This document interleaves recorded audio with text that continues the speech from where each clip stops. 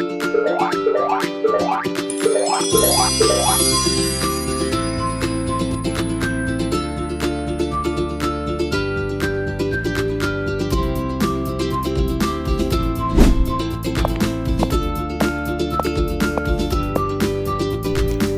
teman-teman, selamat datang di video pembelajaran kita pada hari ini. Apakah kalian pernah bertanya-tanya, sebenarnya ada apa saja di bumi kita ini? Apakah kalian pernah membayangkan seperti apa bentuk permukaan bumi kita? Apakah bentuk permukaan bumi datar dan mulus ataukah bergelombang? Berdasarkan penelitian yang dilakukan para ilmuwan, ternyata bentuk permukaan bumi tidaklah datar dan mulus, melainkan bermacam-macam bentuknya.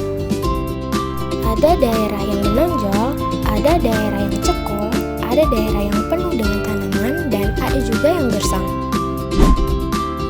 Di bumi kita yang luas ini, banyak bagian dari alam yang bisa kita amati. Bagian dari alam tersebut ada yang di daratan, di lautan, dan juga di udara. Dalam bahasa ilmiah, bagian bumi bisa dibagi menjadi 3,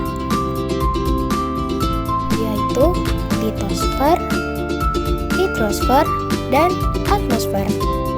Di setiap bagian tersebut, kita bisa menemui bagian alam yang berbeda-beda. Yuk kita cari tahu satu persatu. Litosfer atau daratan. Litosfer adalah lapisan bumi terluar yang berupa benda padat. Lapisan litosfer yang padat biasa kita kenal sebagai daratan. Lapisan permukaan bumi atau kerak bumi tidak selalu berupa permukaan yang rata. Akan tetapi, ada bagian yang menjulang tinggi maupun terdapat bagian cekungan ke dalam. Contoh-contoh dari litosfer ada yang pertama, pegunungan. Merupakan rangkaian gunung yang sambung menyambung satu sama lain. Selanjutnya ada lembah. Tanah yang lebih rendah dari sekitarnya berada pada di tepi kiri dan kanan sungai serta kaki gunung. Dan selanjutnya adalah dataran. Dataran rendah memiliki tinggi 0 hingga 500 meter di atas permukaan laut. Umumnya berada di sekitar pantai, biasanya untuk pertanian, permukiman, dan perindustrian. Dataran tinggi memiliki tinggi lebih dari 600 meter dari permukaan laut. Biasanya udaranya sejuk atau dingin. Hidrosfer atau perairan. Hidrosfer adalah lapisan perairan yang menyelimuti permukaan bumi. Lapisan hidrosfer yang cair biasa kita kenal sebagai perairan. Pada kenyataannya, permukaan bumi yang digenangi air lebih besar. Sekitar 71% dari permukaan bumi tertutup air.